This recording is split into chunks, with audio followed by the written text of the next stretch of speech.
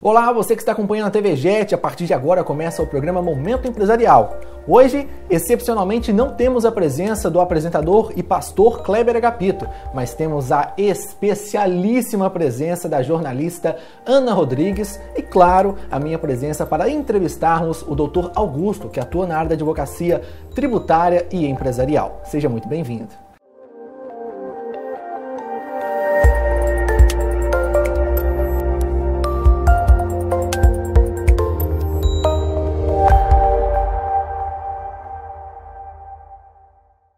E no Momento Empresarial de hoje, nós estamos aqui com o Dr. Antônio Augusto de Mello, que está à frente do escritório Mello & Mello Advogados. É com ele que nós conversamos hoje. Dr. Augusto, seja muito bem-vindo. Muito obrigado pelo convite. Espero aqui atender a expectativa, dos nossos telespectadores, dos nossos irmãos em Cristo, e que nós possamos sairmos daqui desse debate, desse encontro aqui, com um pouco de conhecimento da área do direito. Bom, no Momento Empresarial de hoje a gente já começa destacando que todos nós já estamos tomando cuidado em relação à Covid-19. Na câmera vocês podem ver que aqui na nossa mesa a gente tem o álcool em gel. Não estamos utilizando máscaras porque estamos em um distanciamento social aqui neste momento, apesar de estarmos socialmente conversando e desenvolvendo esse bate-papo muito agradável. A gente vai começar o programa de hoje conhecendo um pouco mais sobre a Mello & Mello Advogados. Qual que é a atuação neste momento do escritório? Natanael, o Mello & Mello Advogados é um escritório que atua na área empresarial e tributária. Nosso escritório tem uma equipe que trabalha continuamente na área trabalhista, na área de família, na área civil, e eu como especialista na área tributária e empresarial.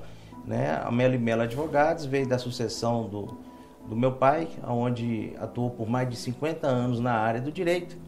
E o sonho dele é que tivesse um dos filhos ali sucedendo ali o seu escritório, a qual o Senhor, colocou ao meu coração para que eu pudesse sucedê-lo aí na área do direito. Para darmos introdução à nossa entrevista, aqui nos bastidores nós conversamos um pouco sobre a sua vida, carreira, como que você chegou até aqui, para inspirar o telespectador que está nos assistindo neste momento. Qual que é o testemunho de vitória do Dr. Augusto para chegar até aqui, então, com esse escritório de advocacia? O nosso escritório, igual nós conversamos aqui, está pautado no sim, sim, não, não da Bíblia. Então, nós estamos alicerçados na palavra do Senhor. Então, eu me formei há 8 anos atrás, vou me inteirar 8 anos atrás, e quando eu, ali naquele momento ali, da minha formatura, eu falei com o senhor que eu queria ser um profissional diferente, um profissional na qual zelasse pela palavra do Senhor. Então, no nosso escritório ali, nós temos um atendimento a alguns clientes, na qual nós usamos ali a sinceridade, sabe, Ana, de virar para cada um e virar e falar, olha, essa sua demanda, nós entendemos que nós não temos êxito, Então, alguns clientes saem de lá um pouco chateados conosco, mas nós preferimos ali usar a sinceridade. E já aconteceu o caso de clientes depois nos procurarem e virar e falar assim, olha, eu gostei muito, Natanael, do seu atendimento aquela vez que você foi sincero, E a gente usando a sinceridade, nós estamos pautados na palavra do Senhor. Sinceridade, é o que o Dr. Augusto está falando aqui. Falando em sinceridade, antes o senhor teve a oportunidade de trabalhar como empresário. E logo depois ingressou na carreira jurídica e agora trabalha especificamente com a advocacia preventiva e contenciosa. Como fazer o cliente, um empresário, entender que a advocacia preventiva ela é necessária, sendo que o problema ainda nem aconteceu?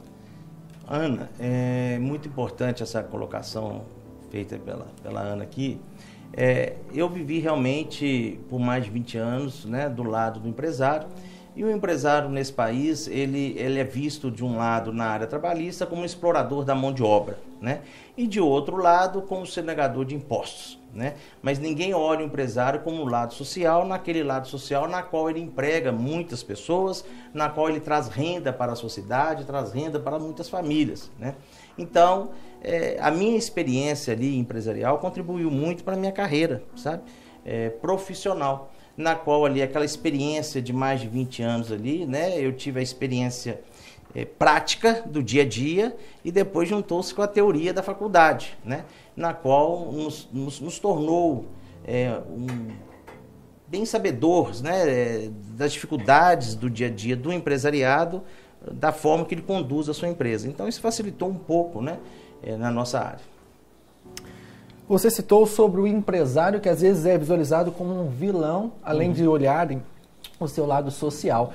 Tem um âmbito que está circulando muito nesse momento, que a gente foi um dos motivos que a gente pautou aqui, duas reformas que têm vínculo com isso. E a gente gostaria de saber um pouquinho da visão do senhor em cima disso. A primeira delas é a reforma tributária, que tem vínculo direto com o escritório do senhor. Qual a sua visão neste momento da reforma tributária e da sua necessidade em viés dos empresários brasileiros?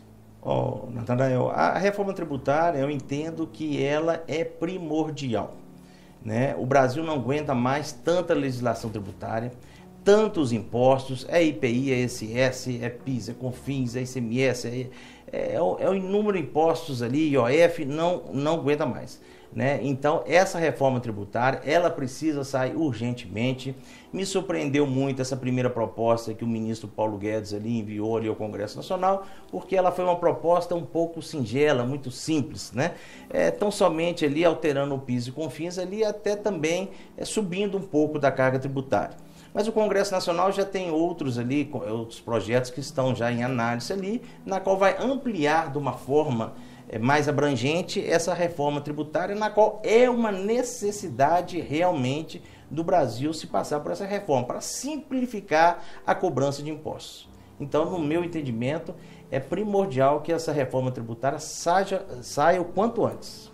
Em relação à reforma tributária, falar de tributos é falar daquele imposto, dos encargos que caem sobre o empresário. E dentro desses encargos a gente tem aí os tributos, os encargos trabalhistas. Qual a dificuldade hoje em dia do empresário em lidar com esses encargos trabalhistas, principalmente na atuação do escritório do senhor? Isso. Os encargos trabalhistas também, Natanael, é um dos encargos que pesam muito sobre o empresariado, né? Eu sempre debatendo com alguns colegas, né, sempre conversando.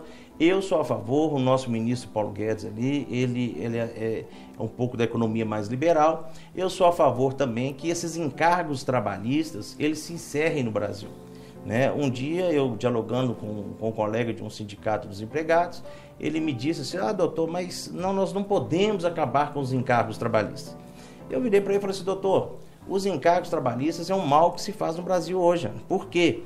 Porque, só provavelmente para exemplificar aqui para os nossos telespectadores, um empresário que ele tem um empregado na qual recebe R$2.000, o custo dele ali, Natanael, para a empresa é em torno de R$4.000. O dobro. O dobro. Esse é o custo, né, dos encargos trabalhistas. Então, o empresário ele gasta com o empregado, em vez de 2, ele gasta 4, porque tem que recolher os encargos trabalhistas.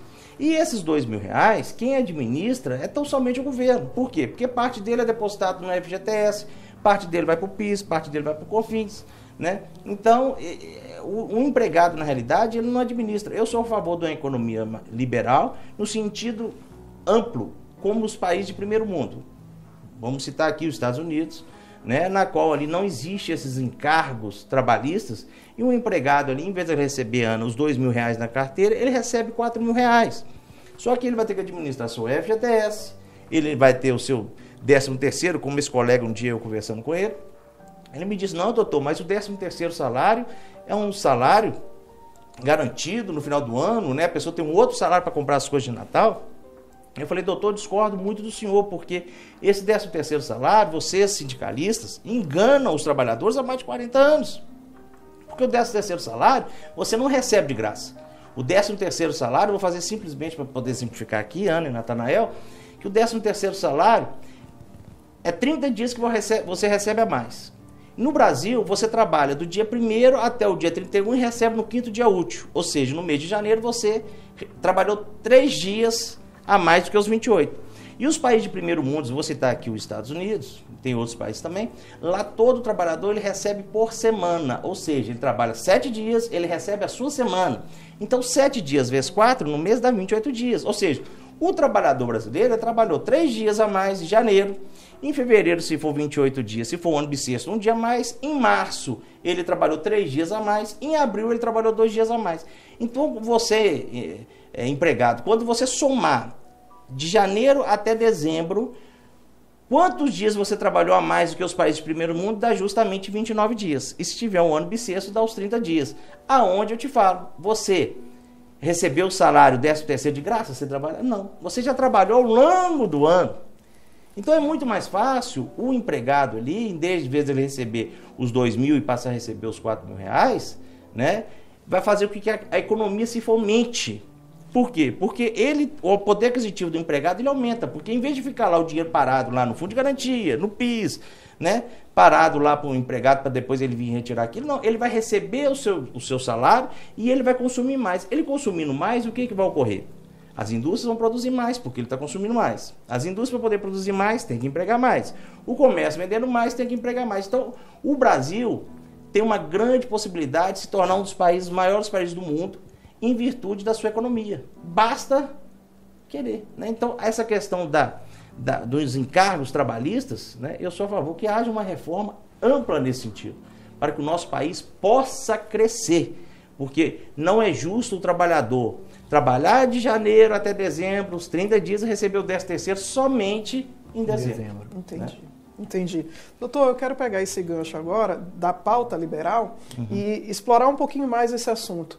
O senhor falou em Paulo Guedes, no ministro Paulo Guedes, e falou sobre a questão liberal, como ela dá certo nos países ditos de primeiro mundo. E eu me lembro nas eleições em que o ministro Paulo Guedes tocou nesse ponto que é bem delicado da economia e da realidade trabalhista do Brasil, tocou nesse ponto do 13º e foi duramente criticado. Inclusive, atribuíram a ele, a grande mídia atribuiu a ele a fake news de que ele queria acabar com o 13º. Esse foi um ponto, porque no Brasil a gente tem quase como que é sagrado o 13º para o brasileiro, porque ele não consegue ver com essa visão. Em contrapartida, nós temos nos países liberais a atitude de que não, nós pagamos o que nós diminuímos a carga tributária, pagamos o que você precisa receber e você se vira com o seu salário. Só que culturalmente a nossa visão aqui é muito oposta a essa realidade. Como trabalhar no ambiente que o senhor trabalha com essa realidade cultural que o Brasil apresenta? Eu digo que é a questão da adaptação. Você quer ver um exemplo? Você vê que todos os dias falam, agora que a fronteira está fechada, mas praticamente se ouve todo dia se falar que tantos mil brasileiros, milhares de brasileiros tentam atravessar ali a fronteira do México, dos Estados Unidos, para poder procurar essa economia liberal. Né, arriscam as suas próprias vidas ali, através de coiotes ali, para poder trabalhar numa economia liberal, onde ele recebe por semana. E como eu expliquei aqui anteriormente, o 13º salário, faltou o ministro Paulo Guedes ali, justamente explicar ao empregado de que o 13º salário não é um salário a mais, é justamente aqueles dias trabalhados a mais durante o ano em detrimento do primeiro mundo. Porque o primeiro mundo você trabalha 28 dias, né, por mês, porque você recebe semanalmente, a cada 7 dias. Então o que faltou ali foi um pouco da forma dele explicar, né, como eu consegui aqui explicar aqui para o nosso telespectador, para os nossos irmãos, que o 13º salário na realidade não é o salário que você recebe a mais, né, é uma enganação na qual os sindicatos ali, no meu ponto de vista, né, de enganar o trabalhador, de achar que ele ganha um salário a mais. Ele não ganha um salário a mais, é justamente aquilo que ele trabalhou durante os 12 meses a mais, na hora que você soma de janeiro até dezembro os dias trabalhados a mais em comparação ao primeiro mundo. Ao falarmos sobre a gestão governamental e que o nosso dinheiro, na maior parte das vezes, está ficando na mão do governo, em que momento o governo tem essa ação em cima do empresário que vai caber a intervenção aí de um grupo de advogados para poder intervir em cima disso, dessa carga tributária? Porque assim como a população tem a sua dependência do governo, até mesmo por questões culturais aqui no Brasil, o empresário também tem essa dependência. Essa questão da carga tributária, vamos falar assim, trabalhista, né, depende mais do Congresso Nacional. O Congresso Nacional tomar uma atitude e sair amplamente divulgando a mídia. Olha, né, qual a necessidade que se tem de se pagar um aviso prévio? Né? Hoje eu sou a favor dessa economia onde se recebe por semana, porque até o trabalhador ele vai dar mais valor ao seu emprego, ele vai valorizar aquilo que ele tem. Porque na economia de primeiro mundo, né, chega na sexta-feira, a pessoa agradece, um abraço, não dá mais para você trabalhar para mim, e a pessoa ali vai procurar um outro emprego. Né? Então o que falta ali realmente, no meu entendimento, é que o Congresso Nacional ali paute essa questão de de tirar um pouco desse encargo trabalhista das costas do empresário, porque com isso a nossa economia ela vai se tornar uma das maiores economias do mundo. E certamente porque o dinheiro vai girar mais. Não é justo que o dinheiro... Olha que justiça, Natanael. Vamos falar assim, o empregado trabalhou 10 anos numa empresa, Ana, e teve o seu fundo de garantia depositado corretamente, ele acha um emprego melhor na qual ele vai ser bem remunerado. O seu empregador vira para ele e fala assim, olha, não vou te mandar embora, você pede conta. Aí aquele fundo de garantia dele ali, ele não pode sacar. Ele vai ficar com aquele dinheiro ali parado. E esse dinheiro, o FGTS é de quem? É do empregado.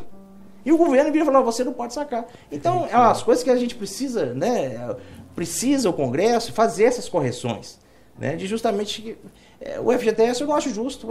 Você tem a oportunidade de ter um emprego melhor e ganhar mais, mas você é obrigado a pedir conta, você não pode sacar um dia que é seu. Então, ou seja, você tem que pagar para sair da empresa. Você não pode tirar o dinheiro que é depositado, que está ali na sua... É seu, ele te pertence. Por que o governo tem que administrar seu dinheiro? Só nominalmente. E um outro detalhe também, Ana e Natanael, que eu venho colocar para vocês, antes do governo, não estou aqui defendendo bandeira partidária. Bandeira partidária, hora nenhuma, mas estou falando aqui dentro da justiça. Né? O governo do Bolsonaro, ele alterou a correção do fundo de garantia. O fundo de garantia anteriormente, ele era corrigido 3% ao ano. Ou seja, se a inflação era 10% ao ano, se você tivesse ali, Natanael, 10 mil reais, a inflação era 1.000 e o seu dinheiro corrigia lá no FGTS 300. Quer dizer, você tinha uma perda de 700 reais por mês. E quem ganhava com isso? Né? Quem ganhava com isso eram as empresas que iam lá junto aos bancos e pegavam os empréstimos do dinheiro que estava lá no FGTS, que é o dinheiro do trabalhador. Né? Então, as questões que precisam ser corrigidas nesse país. Uma coisa que o próprio contribuinte, o cidadão, ao invés de estar com o seu FGTS nas mãos do governo, ele poderia estar investindo. Né? Hoje em dia a gente fala muito sobre investimentos financeiros, no mercado imobiliário, ou investimento até na conta poupança, seja onde ele quiser investir. Acontece que a maior parte do valor está nas mãos do governo e a gente ainda tenta investir o pouco que tem. Então a gente está emprestando para os dois lados sem saber a realidade que a gente está vivendo, falta de conhecimento e mais gestão. A gente poderia caracterizar isso? Eu entendo que sim, né? É aquela questão também do governo centralizar tudo, né? Eu penso mais nisso. O governo quer centralizar, ele quer controlar tudo, sabe? Então não deixa o fundo de garantia que nós controlamos. Mas o fundo de garantia é do empregado. Não há necessidade do empregado deixar aquele dinheiro e falar, não posso sacar, é dele. Né? Por isso que eu sou a favor de que acabe com isso, quem tem que gerir o seu fundo de garantia é você. Agora, né? Só para tirar uma dúvida do nosso telespectador, doutor, o governo revisou a taxa que era de 3% para mais ou para menos? Como ficou essa questão? Aí o governo ele alterou essa taxa, corrigindo, né? Eu não me recordo bem, Ana, mas ele corrigiu de acordo com a inflação. Né? Então o trabalhador deixou de perder. Então nesses últimos anos ele vinha perdendo. Né? Então o governo tentou corrigir. E o governo hoje, né? Hoje não está corrigindo tanto, porque hoje o nosso juros está em torno de 2% ao ano. Né? Que é uma maravilha. Porque nos últimos anos, né, na nossa economia, eu falo com meus clientes lá assim, né, os governos para trás, eu batia no peito e falava assim, nós pagamos a dívida externa. Mas a nossa dívida interna, se vocês forem analisar, fazer um estudo, ela quase que multiplicada por 500 vezes, não sei a quantidade exata, mas a dívida interna ela aumentou lá. E quem que ganhava com a dívida interna? Os grandes investidores, né? Os juros aqui no Brasil era 12% ao ano. Então vinha dinheiro de fora, os grandes investidores investiam, compravam título do Tesouro e ficava ali só de barriga de cima, pegando praia e ganhando 2% ao ano. O que o governo fez agora? Baixou para 2% ao ano. Quem vai aplicar mais? Ninguém vai ficar ganhando dinheiro do Brasil mais, assim, para ficar na praia lá, vendo o solzinho e ganhando dinheiro mais. Agora o seu dinheiro tem que produzir. A pessoa não vai viver mais de juros no Brasil. Né? Então, é umas mudanças que a gente está vendo aí que é para o bem do Brasil. Sim. E em questão às férias, nós estamos falando, o senhor falou sobre o modelo de trabalho nos países considerados mais desenvolvidos, e as férias, aqui no Brasil nós temos 1/3 das férias. Como ficaria se nós passássemos a receber por semana, como é que ficaria a questão do 1/3 para o brasileiro, 1/3 das férias? Nesse cálculo que nós fizemos, né, aqui de 2.000 que é o salário do empregado e os encargos são de mais 2.000, ele recebe 4.000. Esses 2.000 a mais estão incluídos aviso prévio, Estão incluídos ali o fundo de garantia, estão incluídos ali o 13º, justamente as férias. Esses encargos todos estão incluídos ali. Então, é justamente esses 2 mil a mais ali, é para que o empregado ali, ele possa gerir o seu dinheiro, e eu acredito que com esse dinheiro a mais, sem os encargos nas costas das empresas ali, a economia vai mudar. Porque o poder aquisitivo do trabalhador, ele vai mudar. Ele vai passar a consumir mais, ele vai construir a sua casa, ele vai reformar, e com isso a indústria toda cresce. Vai crescer nesse âmbito. A gente está em um programa que é o Momento Empresarial, que é um programa de uma emissora cristã. Para focarmos um pouco agora para o lado cristão, nós temos aqui não só um advogado, mas também temos o pastor Guto. Descobri aqui que é pastor Guto também, além de doutor Augusto. Como é o seu relacionamento com Deus e com a profissão neste momento? A vida cristã, como tem influenciado na sua profissão? E, dando adendo dentro disso também, Deus te colocou nessa profissão e de que forma? Nathanael, Deus me colocou nessa profissão, né? Como eu tinha falado aqui, Ana, no início da nossa entrevista, eu por mais de 20 anos fui empresário, né? E em virtude da minha atividade empresarial, né? Não sendo cristão, né? E uma coisa que marcou muito meu coração, porque eu lembro que eu tinha um empregado lá, e esse empregado era cristão, né? E a esposa dele era da Assembleia de Deus. Então, sempre que tinha festas lá na empresa, ele chegava, eu já via ela de longe, porque a pessoa da Assembleia de Deus, ela tem o hábito, né, de usar a saia lá perto do calcanhar. Então, de longe, eu via ela e via lá assim, já veio o crente, né? E na hora que ela chegava perto de mim, eu falei assim, o negócio é o seguinte, nós vamos fechar essa empresa aqui e tudo, vocês são crentes, nós vamos montar uma igreja. Né? Vamos fechar essa empresa, vamos montar uma igreja. Tanto que eu falava isso, e Deus fechou a empresa. Mas ele fechou pelo lado da dor. Né? Deus fechou pelo lado da dor. A palavra tem poder.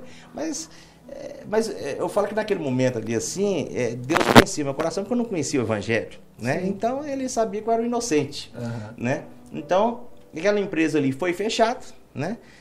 Deus me colocou assim no pó, né? E falou assim, então os braços vão fechar, vou fechar. E eu que sempre via lá, né, um irmãozinho com a Bíblia embaixo do braço, né?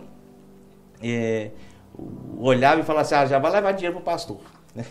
E hoje, para honra e glória do Senhor, eu sou dizimista, eu sou ofertante. E Deus faz algumas coisas comigo assim que eu fico assim, encabulado. Deus, Ana, trata comigo só no dinheiro para ver se eu sou apegado a dinheiro ainda, né? Porque como ele me do pó, um empresário que tinha em torno de 100, 150 empregados, ele não tem ninguém, né?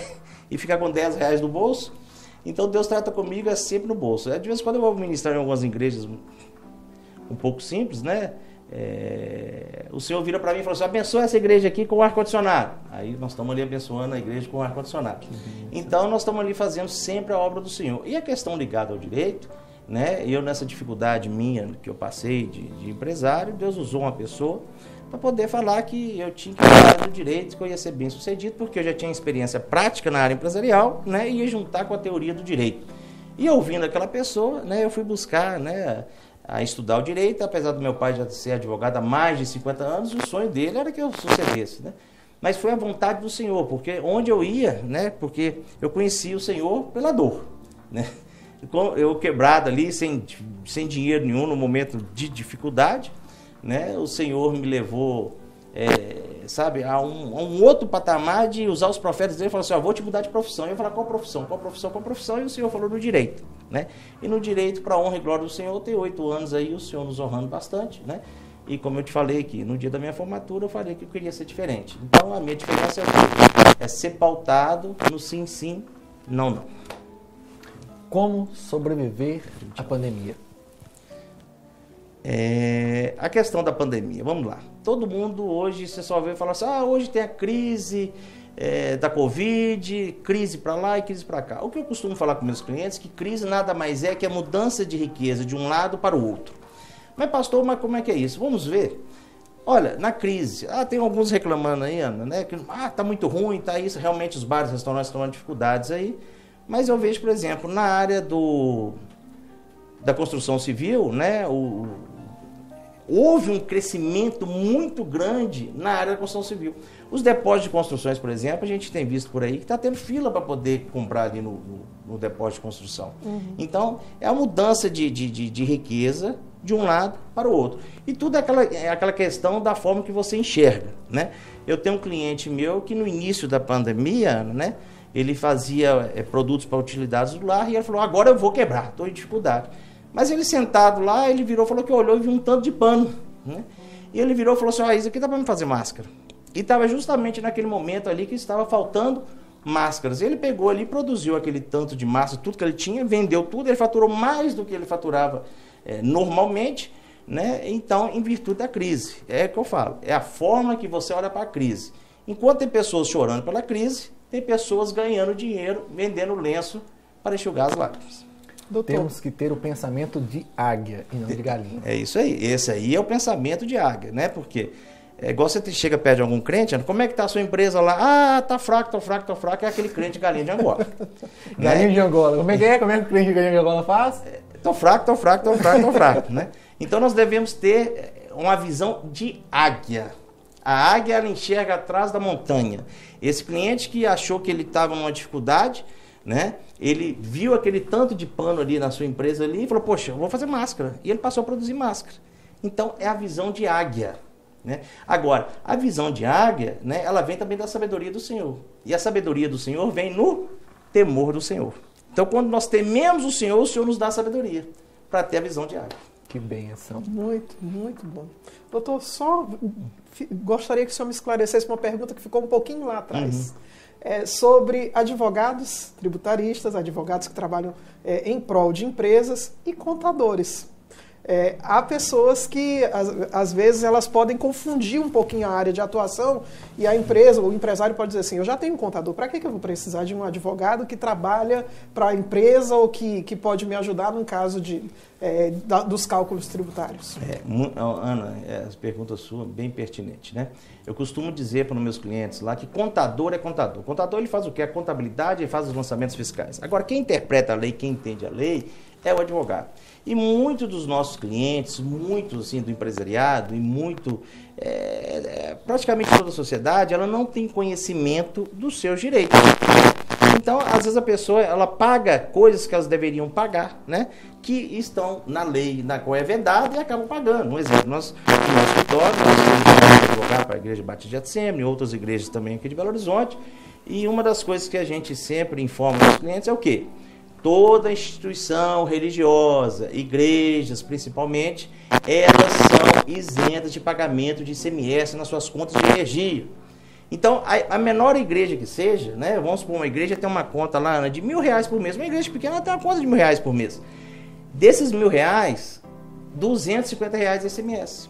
A igreja está pagando indevidamente, porque tem uma legislação estadual na qual veda veementemente o pagamento de ICMS por conta de instituições religiosas, no caso da igreja.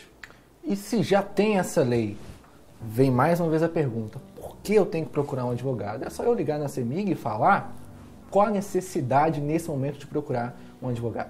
A questão, Natanael, é o seguinte, você pode requerer na CEMIG administrativamente, com os protocolos. Você vai requerer lá essa isenção do seu ICMS na conta de energia, só que tanto a CEMIG quanto o Estado, eles colocam um pouco de dificuldade, porque eles não querem deixar de receber, né? Então, muitas das vezes, né, a gente tem que ajuizar uma demanda, né, um mandado de segurança, para que tanto a CEMIG quanto o Estado cessem o pagamento, a cobrança desse ICMS da forma indevida. Que bênção. Quero agradecer então a presença. Gente, passa muito rápido, não é, pastora? Passa Passa muito rápido. Papel aqui cheio de coisa pra gente poder perguntar, pra gente poder conversar. Vai Eu voltar tenho aqui de certeza novo. que ficaram muitas outras perguntas sem Nossa, serem exploradas. muitas coisas Haverá pra gente outra poder falar. oportunidade.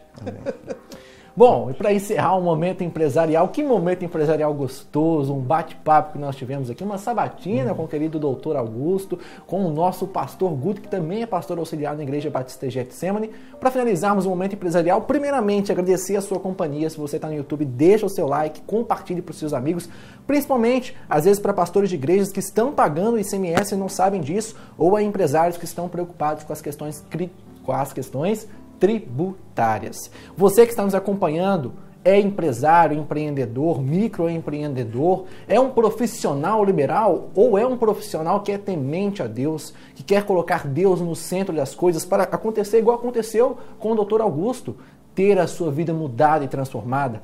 Venha a um culto dos empresários, a uma reunião dos profissionais aqui na Igreja Batista Getsemane, toda segunda-feira às 19 horas com o nosso querido pastor Kleber Agapito, que inclusive está lançando um livro, não é, pastora Ana? É verdade. O pastor Kleber Agapito acabou de lançar o livro Os Efeitos e as Consequências da Desobediência. Você pode aprender aqui muitos conselhos, você pode aprender muitos conselhos sobre quais são os efeitos e consequências que uma vida de desobediência pode levar para quem realmente não acredita no princípio da obediência que gera bênção. Por isso, eu aconselho você, adquira hoje mesmo esse livro. E você que já acompanhou a nossa entrevista e está pensando qual a situação neste momento? Você é aquele que está se vitimizando por causa da pandemia ou está enxergando através dos montes, das montanhas? Você não está tô fraco, você está tô forte, tô firme, estou com Deus? Você tem que ler esse livro. E se você está se sentindo vítima dessa situação, não consegue sair como estava a situação do Dr. Augusto lá atrás, ele que tinha milhares de funcionários à sua disposição, de repente, centenas de funcionários à sua disposição, de repente não tinha nada e estava no pó. Sabedoria de Deus, a sabedoria que Deus deu a Salomão. Procure, leia um pouco. Você é águia ou galinha? Um dos sucessos do querido pastor Jorge Linhares. Adquira agora na editora Getsemane. E você que nos acompanhou até aqui, muito obrigado pela sua companhia, pela sua audiência. Que Deus abençoe a sua vida. Enxergue através dos montes e das montanhas. Não fique fraco, fique forte e firme em Deus. Gostaria de apresentar esse livro, um livraço, um livro que pode ajudar você a desfrutar de muitas promessas de Deus. Os efeitos e as consequências da desobediência. Você vai crescer porque esse livro, Deus deu a graça ao pastor Kleber Agapito de preparar e colocar de uma forma prática lições maravilhosas que edificarão sua vida. A obediência deve ser um princípio de vida. Onde começa a obediência, os efeitos da desobediência, abandonando a desobediência e aprendendo com Davi sobre a obediência. Você vai ser edificado. Ligue agora, editora Getsemane, 3491-2266-31 é o código de Belo Horizonte. Os efeitos e as consequências da desobediência. Kleber Agapito, editora Getsemane, Belo Horizonte.